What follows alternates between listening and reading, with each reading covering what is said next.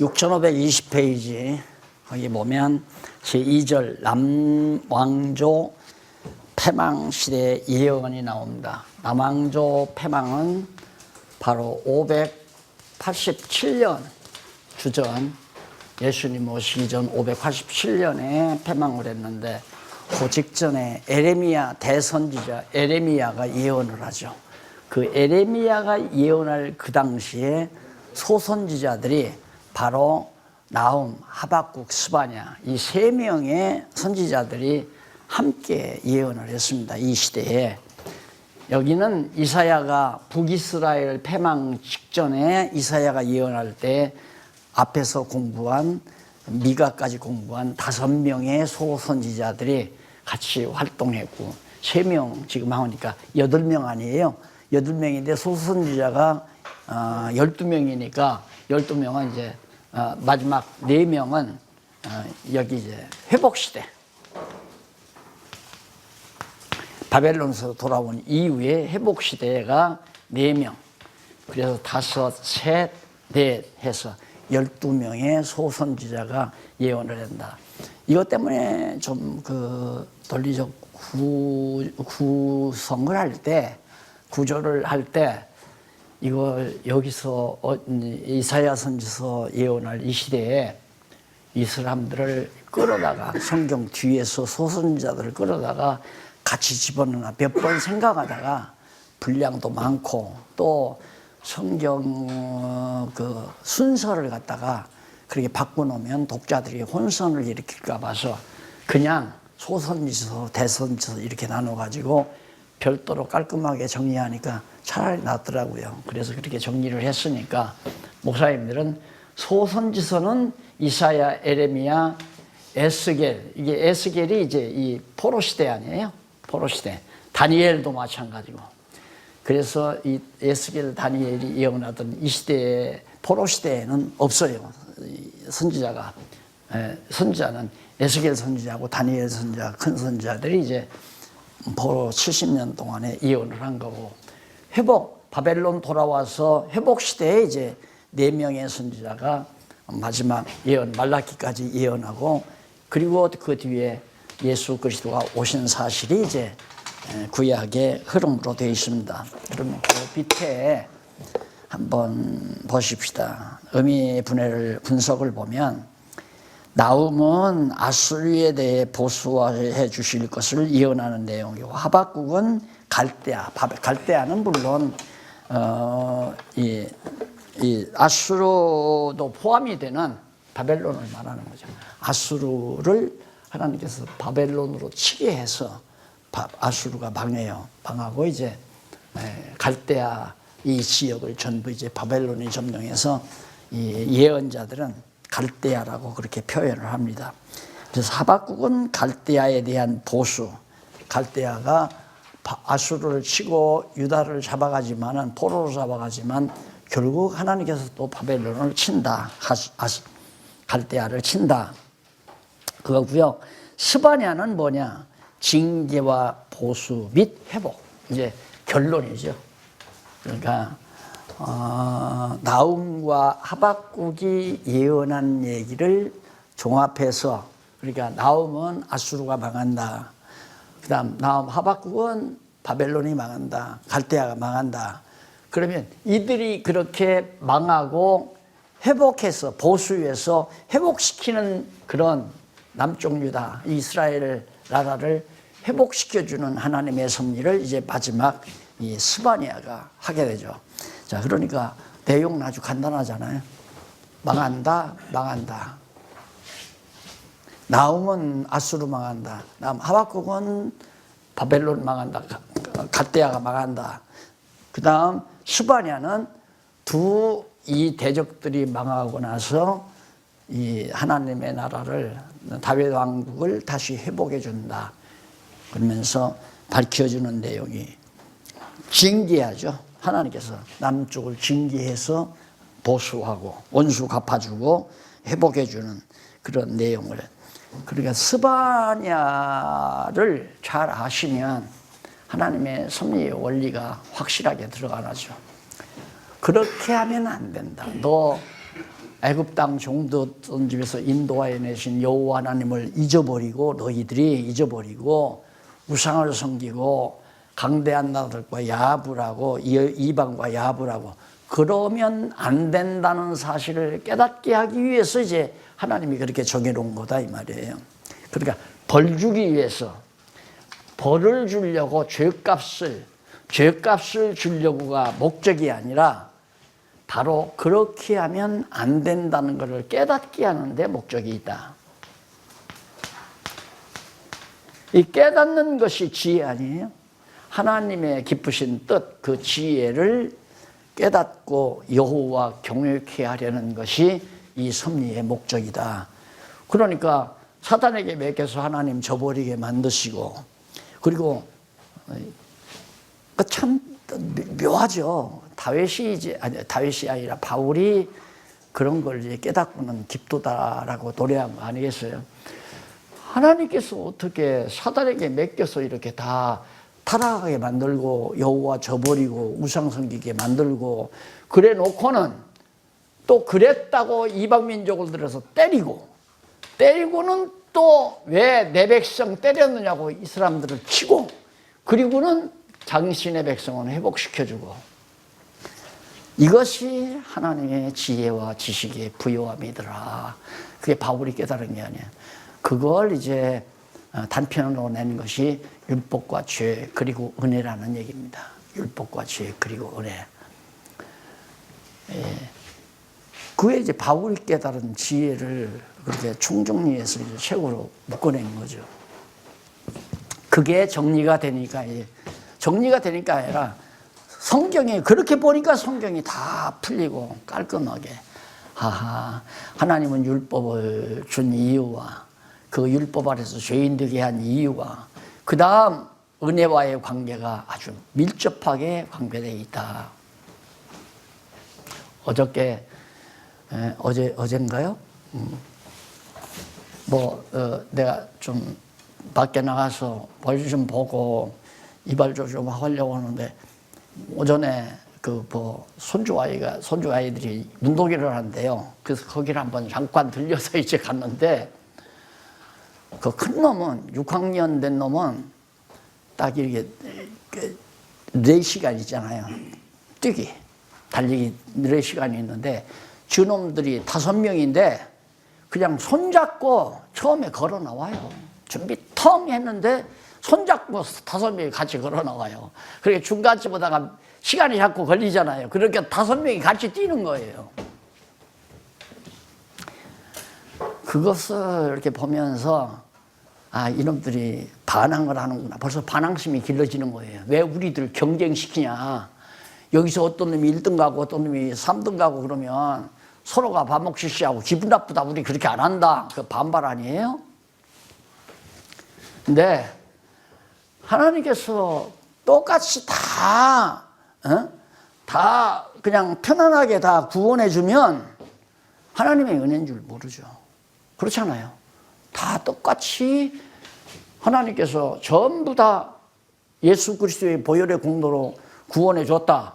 그럼 너도 구원받고 나도 구원받고 그러니까 감사함이 넘치질 않는 거죠. 그러니까 하나님께서는 지옥도 만들고 천국도 만드는 이유가 하나님의 택한 백성은 감사케 하고 하나님의 불택자들은 두려움으로 하나님을 경외하는 마음을 주고 그렇게 하기 위해서 은혜가 넘치도록 은혜가 은혜되게 하시려고 율법도 주고 율법에 의해서 죄라는 것도 정죄를 하고 그리고 이제 은혜를 베풀어서 용서도 해주고 그렇게 깨달아가도록 그렇게 하는 거죠.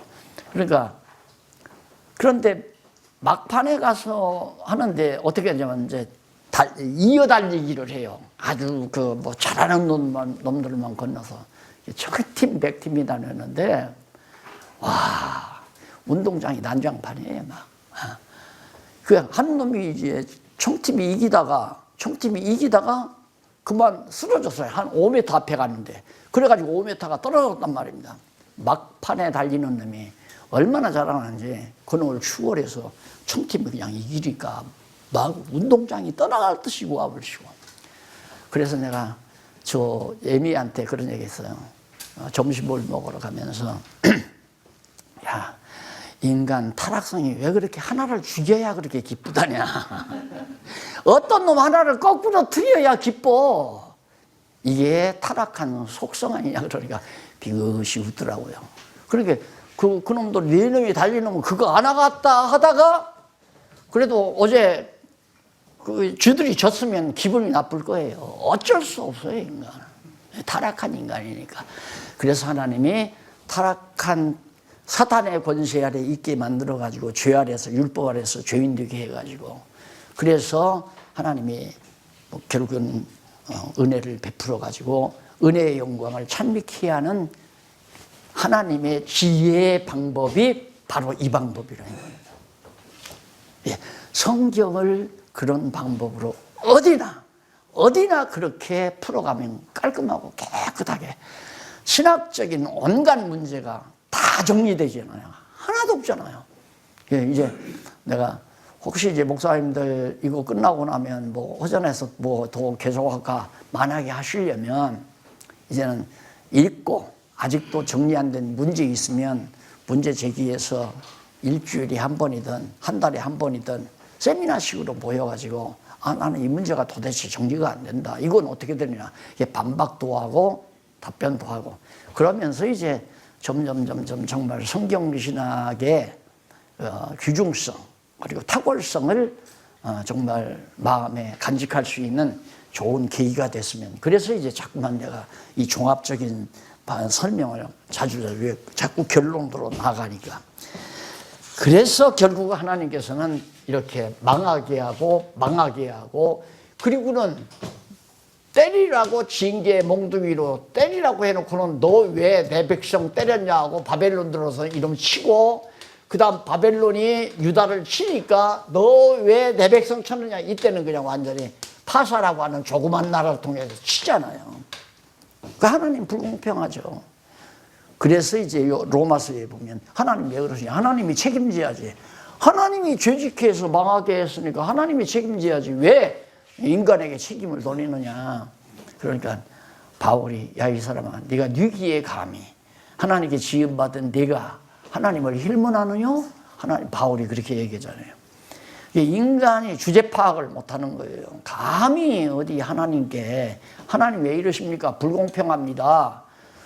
왜 어떤 사람은 지옥 보내고 어떤 사람은 천국 보냅니까? 제가 뭔데 하나님 깊으신 뜻대로 지옥 보내고 천국 보낸다는데 그게 하나님을 모르니까 자꾸 그런 생각하는 거예요. 넘어가서 아수르에 대한 보수 나움에 나오죠. 왜 아수르가 패망의 이유 왜 패망하는가 거기가 1장에 나오는데 나움 1장에 나오는데 거기 한번 보십니다. 1절로 8절은 넘어가서 보복으로 백성은 보호하고 대적은 멸하실 것을. 자, 하나님께서 원수 갚는다. 북쪽 이스라엘 백성 사마리아에 쳐들어와서 막 다 포위하고 그렇게 해서 백성들 굶어 죽게도 하고 막 사로잡아 가기도 하고 살육도 시키고 그러잖아요. 하나님의 백성들을 비록 다윗 왕조를 떠났지만 백성만은 하나님의 택한 백성 12지파에 속한 백성 아닙니까? 딱 잡아갔는데 하나님께서 아수르 너 왜 내 백성을 그렇게 괴롭혔느냐 하고 바벨론을 들어가지고 바벨론이 이제 아수르 치고 바벨론 제국을 만들어 가잖아요. 원수 갚는 것도 하나님께 있다. 그래서 그런 걸 이렇게 정말 말씀을 깨닫고 믿어져 버리면 서령 우리 박윤민 목사님이 나를 해코자 해가지고 막 모함을 하고 늙은이가 어쩌고저쩌고 하면서 막 앞으로 다 나오지 못하게 해라 해도 저걸 어떻게 그냥 인신모독으로 집어넣을까 이런 생각을 마음에 간직 안 한다는 얘기죠. 그런 생각이 마음에 안 들어간다 이거예요. 내가 착해서 그 마음이 안 들어가는 게 아니라 하나님이 내 대적을 우리 박윤일 목사님을 대적 만들었구나. 이제 이렇게 되니까 만약에 대적이라면 하나님이 대적을 원수를 갚아주신다. 이게 안 믿어지면 이제 잠 못 자는 거죠. 이 아들 같은 놈이 이거 막 열불 나가지고 이제 막 밥도 먹지도 싫고 점점 막 간이 타오르고 열이 타고 열이 많으니까 장에 병이 생기고 해서 얼굴이 시커멓게 타기 시작하고 그렇게 되는 게 인간 아니에요. 그래서 난 정말 이 세상 살면서 성경 모르고 살면 어디에 그냥 미쳐버려야 돼요. 복잡한 생각 없이 어디에 미쳐버려야 돼요. 그러니까 낚시질에 미치든 안 그러면 여행에 미치든 뭐에 미치는 동안에는 다 잊어버리잖아요.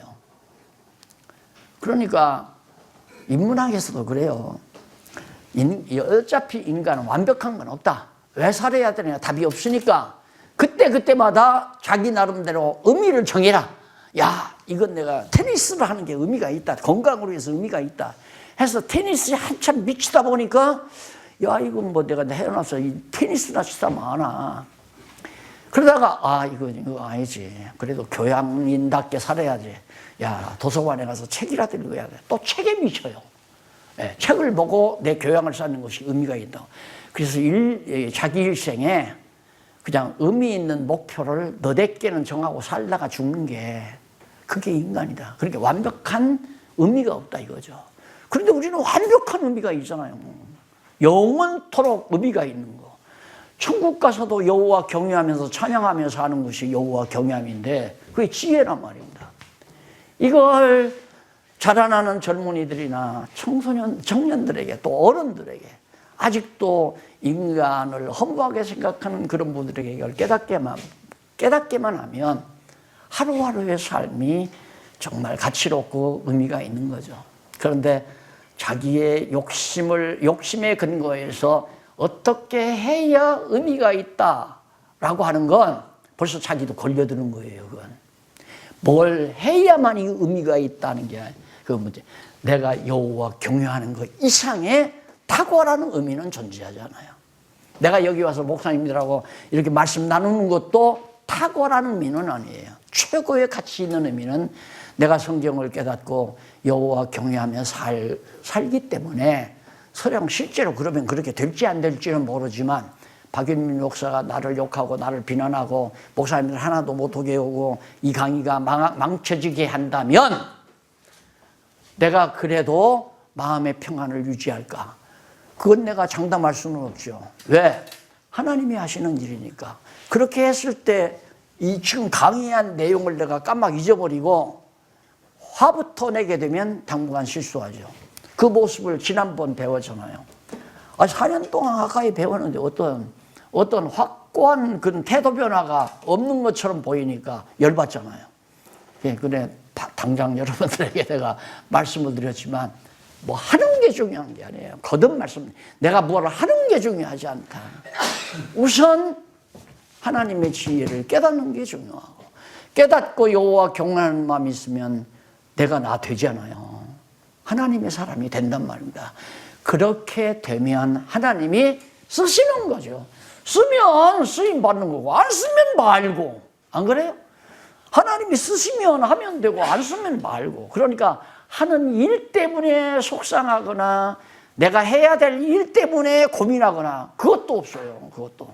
그러니까 적어도 목사님들이 목회 때문에 마음 상할 필요도 없고 말 안 듣는 집사나 성도 때문에 골치 아플 것도 없고 그래 밑가슴 맺고 말가슴 말아라. 연보 잘 안 하는 성도 때문에 야속할 필요도 없고 내고 싶으면 내고 내기 싫으면 말아. 내가 처음부터 그 얘기했잖아요. 그러니까 목사님들 아마 세상 어떻게 저럴 수가 있을까. 먼 얘기가 됐지만 이제 알고 보니까 가능하잖아요. 내가 뭔 일 하는 게 중요하지 않잖아요. 지금 내가 여기 와서 이 일을 한다. 이건 굉장히 중요하다. 그래도 내가 하나님 여호와 경외하는 그런 신앙은 내게 없다. 아무런 의미가 없는 거예요. 잘난 척 하는 거죠. 이건 잘난 척. 내 실력 발휘. 내가 이렇게 실력이 있다. 나 이런 연구해서 이거 다 내가 연구한 것이다. 이거 자랑하는 데는 의미가 있을지 모르지만 그건 패역하면서 나오는 거예요. 자기 자랑이라고 하는 거. 그래서 정말 깨닫는 거 이게 매우 중요하다. 그러니까 하나님께서 이렇게 하는 이유는 죄값을 치르게 하려는 것이 아니라 그래 징벌이 아니라고 그랬잖아요. 징벌이 아니다. 징계지. 징계는 깨닫게 하려는 것이지 벌을 주려고 하는 게, 죗값에 대한 벌을 주려고 하는 게 아니잖아요. 이건 아니다 이 말입니다. 그런데 우리는 성도들에게 계속해서 죄값을 치른다, 하나님이 벌 준다, 이런 얘기를 자꾸 하니까 성도들은 벌벌 떠는 거죠. 그래서 어서 우리 목사님들이 정말 율법에서 자유함 얻듯이 성도들도 그런 데서 자유함 얻도록, 우리가 말하지 아니하면 아무도 말할 수가 없어요. 우리가 말하지 아니하면, 지금 현재로는 목사님들 중에 우리가 말하지 않으면 아무도 말할 사람이 없단 말이에요. 그래서 제가 그러잖아요. 목사님들이 다 안 해도 나는 혼자라도 하랍니다. 그 얘기. 혼자라도 할 기회만 해서 혼자라도 한다. 그래서 지금도 쓰잖아요. 왜? 내가 말할 사람 없으니까, 나한테 가르쳐달 사람 없으니까 글이라도 써야잖아요. 앉으면 쓰는 거고, 쓰면 가르쳐달라고 하면 말해드리는 거고. 말 안 하니까. 말하면 목사님들에게 손해라고 생각해요. 나는 손해라고 생각 안 하거든요.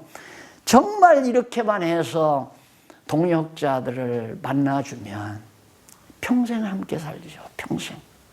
평생. 주를 위해서, 진리를 위해서 같이 일한다.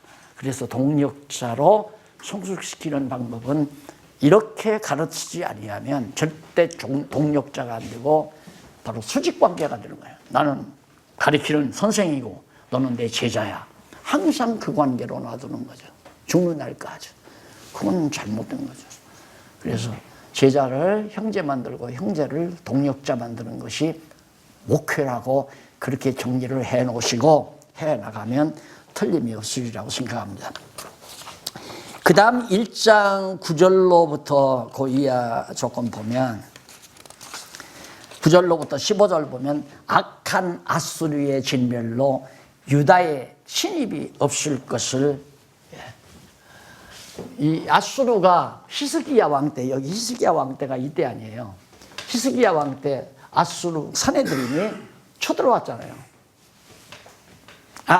여기로 여기가, 여기는 히스기야 때고, 이때도 히스기야 왕 때 쳐들어와서 아수르가 편지 펴놓고 하나님께 막 기도도 하고 히스기야가 그랬잖아요. 여기는 못 쳐들어온다. 남쪽 유다는 아수르 못 쳐들어온다. 이게 유다까지 아직 망할 때가 안 되는데, 하나님은 유다는, 남쪽 유다는 바벨론을 통해서 치려고 했는데, 지가 와서 치려고 이게 되느냐 이 말이야. 안 된다 이 말이죠. 북이스라엘도 쳤는데 남쪽 유다를 왜 못 치겠어요? 충분히 치죠. 북쪽은 10지파 반이고 이것은 1지파 반밖에 안 되는데. 그런데 하나님께서 아수르가 너 유다 못 친다. 왜? 바벨론을 통해서 북쪽 이스라엘 원수를 갚아야 되잖아요. 저희끼리 망하게, 치고 망하게 만들어요. 그래서 세상 나라도 그렇게 됩니다. 저희끼리 치고 망하고, 치고 망하고. 그것이 이제 사단의 계략인데, 그래, 최종적으로 이제 결국 사단이 음녀 권세나 짐승 권세를 다 제패한 안에 사단의 권세가 지배하는 그런 날이 세상 종말 날이라는 것, 요한계시록을 통해서 우리 정리했죠. 그 다음에 넘어가서 패망의 방법에 대한 예언입니다. 어떻게 북쪽 이스라엘이 패망을 하는가, 패망 방법이 나오는데, 첫 번째로 2장 1절로 7절에 보면 아수르가 아수르가 막아도 민첩한 파괴자에게 멸망당할 거예요. 암만 저희들이 망하지 않으려고 강하게 구축을 해도 필요 없어요. 하나님께서 아주 누구를 통해서, 거기 보면 민첩한 파괴자라고 그랬어요. 그게 누구냐면 바벨론이란 말이에요. 바벨론을 통해서 아수르를 멸망시키겠다. 우리가 이스라엘 백성, 하나님의 택한 백성의 입장 보십시오. 붙들려 가서 처음에 사마리아가 망할 때 얼마나 많은 사람이 살육을 당하고, 얼마나 많은 사람이 굶어 죽고 고통을 당하고, 정말 얼마나 이가 갈렸겠습니까? 그런데 뭐 워낙 강하니까 꼼짝 못하고 붙들려 가서 사울 앞에 사는데 하나님께서 바벨론으로 들어서 이거 다 쳐버리니까 얼마나 속이 시원하겠어요. 하나님이 그렇게 해서 하나님의 능력을 드러내 주시고 여호와 하나님을 경외하는 지혜를 얻게 해주시고, 자, 이런 걸 보면 우리가 이 땅에서 평탄하게 살려고 하는 것은 착각이에요. 그 생각하지 말아야 돼요. 솔로몬이 그걸 깨달았잖아요. 아하, 하나님께서는 날 나되게 하기 위해서 곤고한 날 주고, 다시 말해서 잡혀가서 얼마나 공고했겠습니까? 사마리아 성 그렇게 좋았는데, 살기 좋았는데 붙들려가 가지고 사마리아 성 다 파괴돼 버리고 거기에는 다른 이방 민족들 데려다가 다 살게 만들고, 이스라엘 백성들은 붙들어다가 천지사방에다가 다 흩어서 고생하며 살게 만들 때 그 얼마나 정말 피가 메말랐겠어요. 그런데 하나님께서 결국 파괴자를 들어서 멸망시키는 그런 장면이 나오는데, 거기 보면 아수르의 패망한 모습, 이렇게 패망한다. 그래서 어떻게 여호와에 의한 멸망, 바벨론에 의해서, 눈으로 보는 건 틀림없이 바벨론 세력을 통해서, 바벨론을 통해서 망하게 해요. 그런데 그걸 여호와에 의해서, 여호와 하나님의 능력에 의해서 망한다. 그러니까 우리가 어떤 사건이 있으면 사건의 실제, 이거 언젠가 말씀드렸죠. 이 실제는 인간이 주가 돼요. 아무개가 했다. 그러니까 요부 재산을 다 갈취해 간 건 갈대아인이에요. 갈대아 사람들이 와서 도둑질 다 해갔잖아요. 양도 가져가고 목자들도 잡아가고 아들들도 죽이고, 갈대아인들이. 그러나 원리는 하나님께서, 여호와께서, 하나님께서 다 갈대아인들을 통하여, 그러니까 패역한 자들이죠. 갈대아 사람들은 아주 패역한 족속들 아니에요. 그 사람들을 통해 가지고 결국 하나님의 백성들을 다 사마리아를 전부 다 망하게 하고, 하나님이 그렇게 하고, 또 북쪽 사마리아도 하나님이 망하게 한다. 바벨론을 들어서. 바벨론은 몽둥이로 쓰는 거죠. 바벨론은 유다도 칠 뿐만 아니라 갈대아도 친다. 그래서 가장 강력한 세력을 통하여 그 모습과 그 원리를 잘 밝혀주는 내용이 2장에 소개됩니다. 그 다음에 3장 한번 보십시다. 한쪽 가로 3번, 3장 보면 6535페이지. 패망의 결과. 그러면 아수르가 패망당한 결과는 어떻게 됐는가? 결과는 3장 1절로 7절. 자, 이런 거 공부하면서 그냥 이렇게 공부하면서 아주 가장 좋은 방법이 내 문제를 해답을 얻어야 돼요. 내 문제, 나의 문제, 나의 생의 문제, 자기 문제. 그래서 이제 목사님들에게 내가 주의라기보다도 목사님들이 가장 빠지기 쉬운 데가 어디냐면, 나와 관계없이 성도들에게 이렇게 가르쳐야 되겠다는 쪽으로 무게중심이 실리게 되면 진짜 소중한 걸 놓치는 거죠. 진짜. 내 쪽으로 하나님께서 지금 이 귀한 말씀을 내게도 해 가시는 거다. 하나님의 사랑하는 백성들을 이렇게 곤고한 날 주고, 망하도록 곤고한 날 주고, 그 곤고함을 가져다 준 자들의 원수를 갚아주고, 그리고 다시 회복을 시켜주고, 그때 당시 같아서는 나는 죽을 수밖에 없었는데, 살 길이 없었는데, 좌절했었는데, 절망했었는데,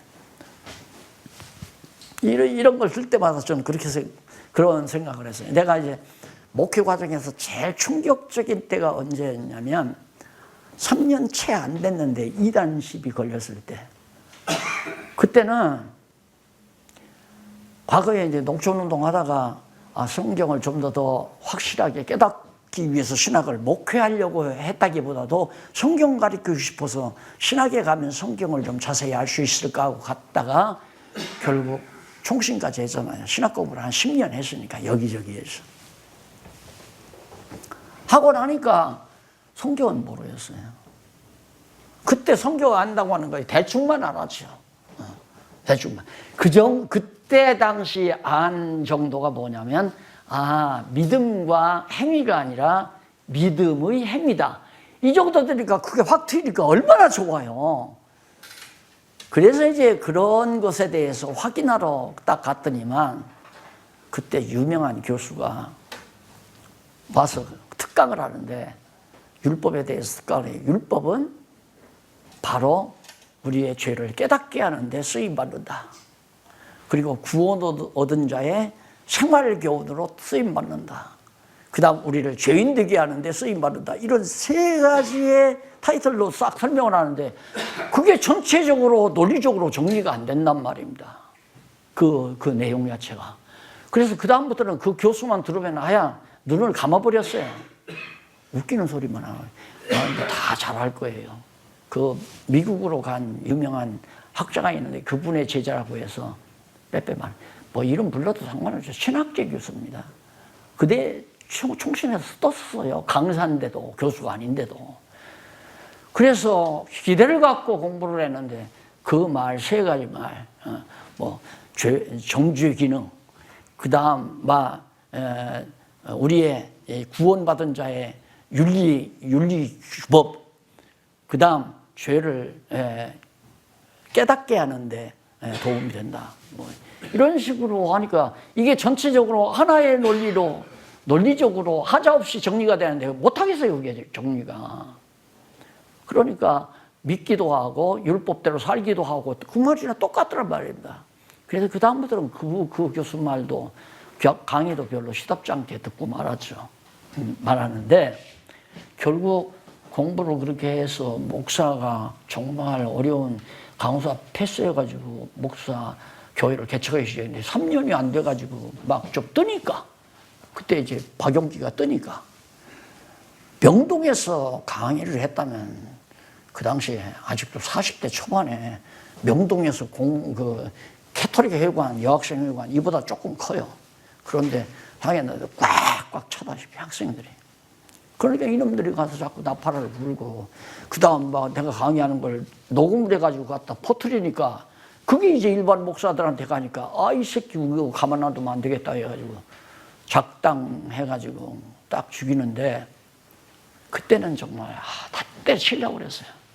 내가 원래 목사는 안 한다는데 왜 그랬나? 내가 목사를 공연이 돼가지고 그래서 그냥 어디 가서 땅이나 일궈가지고 전원 생활하면서 시간 나는 대로 편지문이나 만들어서 그냥 세상에 보내고 살겠다. 그렇게 생각하고 맘먹다가 결국에는 이제 항소를 해서 7년 만에 살아나는데 지금 와서 이렇게 생각하면 하나님께서 그때 나에게 권고한 날을 주셨구나. 이 공고한 날을 주셨구나. 왜? 형통한 날을 주시려고. 그날이 있었기에 오늘 저라고 죄가 된 거라고 생각을 해요.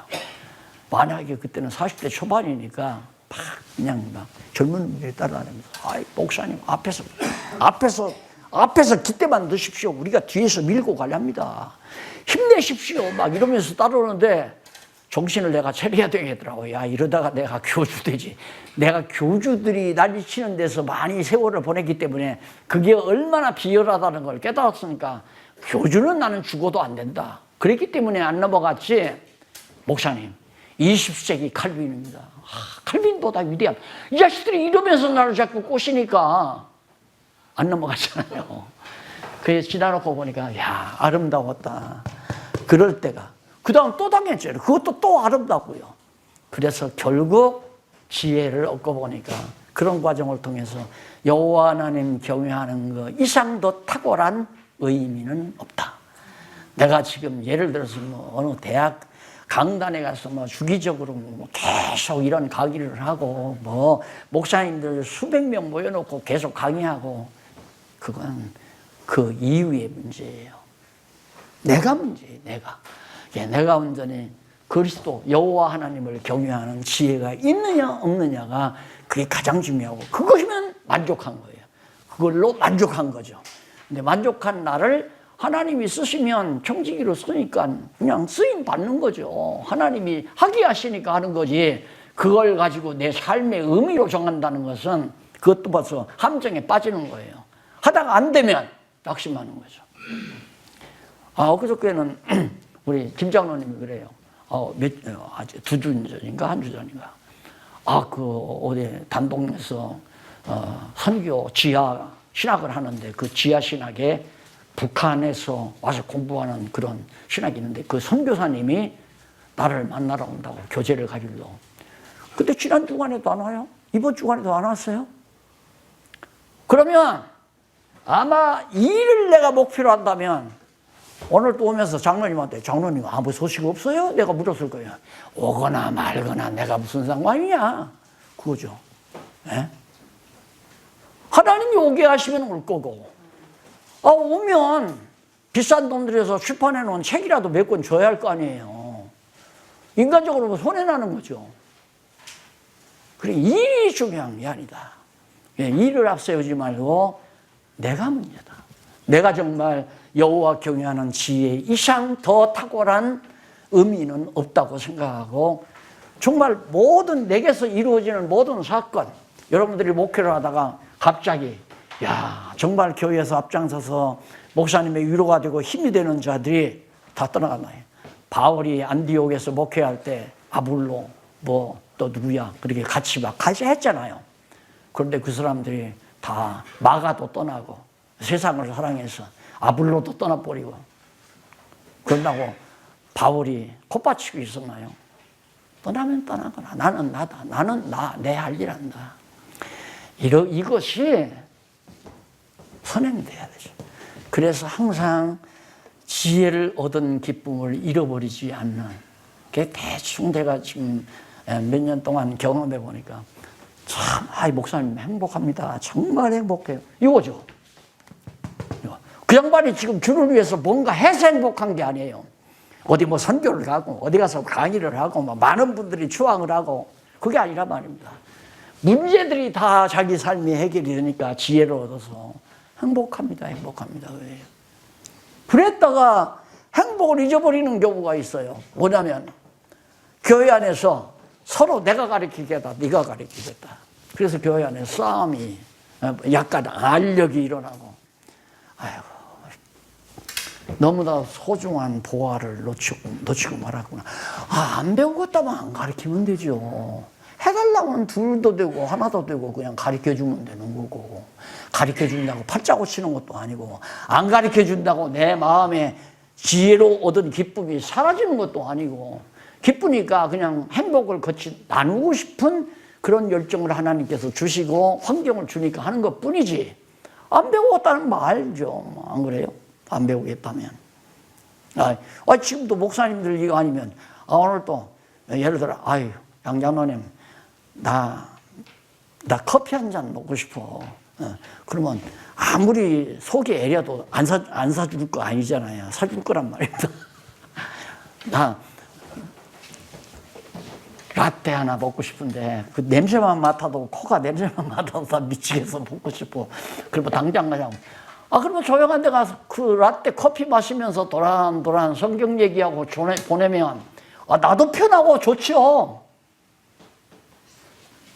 제가 지금 뭔 얘기하시는 건 목사님들 다 짐작하시죠? 일하려고 하지 말아라. 참 묘한 얘기도 한다.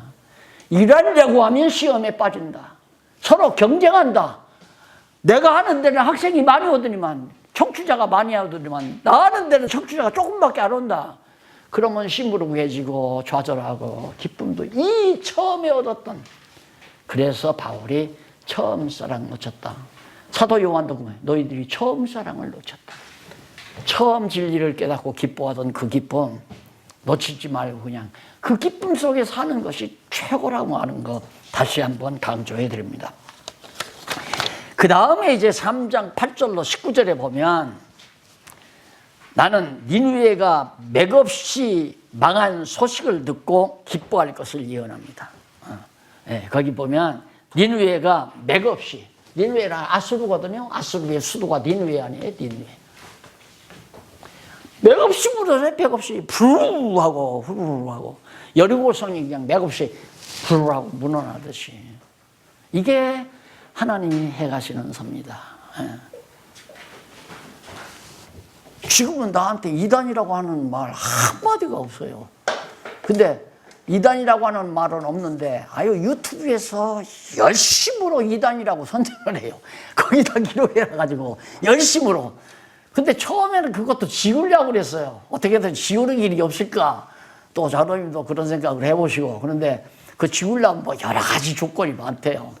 근데 어떤 분이 와서 그래요. 지울 필요 없던데요. 그냥 다 읽어보면 도리어 있는 게 좋겠어요.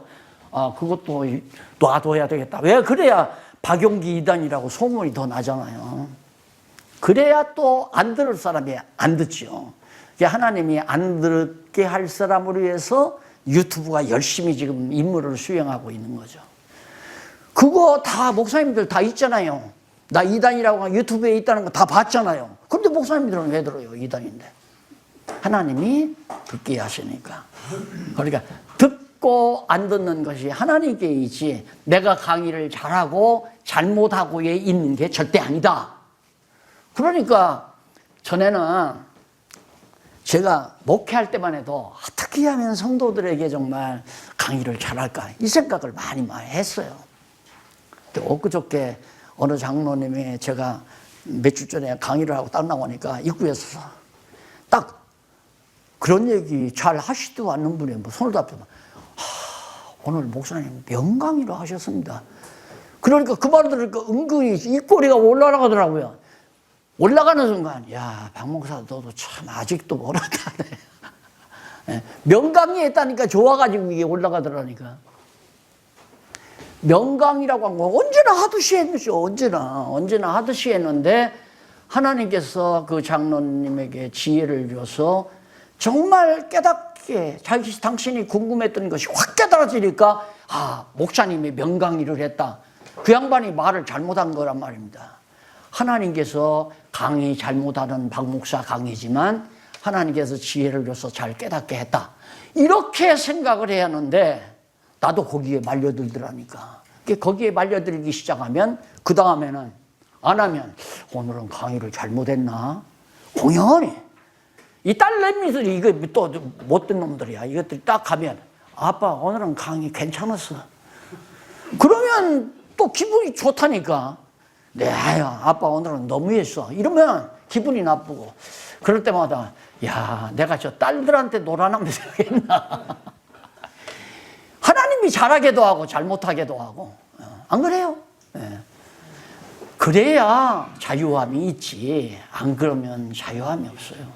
네.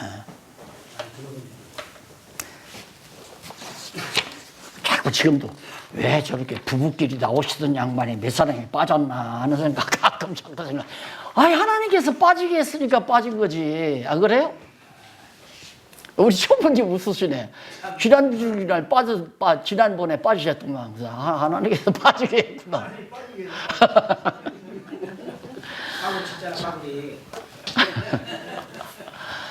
지금 목사님들에게는 이런 얘기가 실제적인 문제 아니에요. 그래서 지금 참 아주 너무나도 리얼하고 너무 분명한 얘기니까 어떻게 하나님이 아수르를 망하게 하는지 다 놀라지요. 와, 주변 국가들 어떻게 저게 망하냐. 나는 한국 교회를 망하게 한다고는 생각을 안 해요. 망하게 하는 것이 아니라 한국 교회에 곤고한 날을 주시는 거죠. 곤고한 날을 주시는데 왜? 형통한 날 주시려고. 그럼 형통한 날은 어떻게? 여호와 경유하는 지혜를 얻게 해서 형통케 할 거 아닙니까? 그래서 항상 목사님들만 쳐다보면 하나님께서 귀하게 쓰시려는가 보다 이런 생각을 많이 하죠. 그러니까 더 열심히 제가 말씀을 드리고 나는데 다 알잖아요. 지금 곤고한 날, 한국교회 곤고한 날을 온다는 거.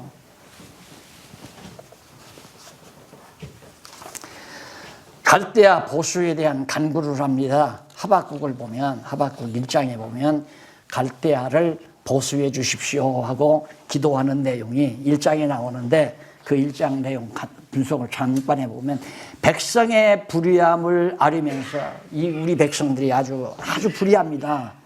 그러면서 갈대아 사람의 득죄를 예언합니다. 갈대아 사람들이 우리가 죄를 졌다고 해서 너무너무 큰 죄를 졌습니다 하고 얘기하면서 12절로 17절 백성은 안망한다며 늘 열국을 사육하는 악인을 고발하는 바로 아수르를 고발하는 내용이 1장에 나와요.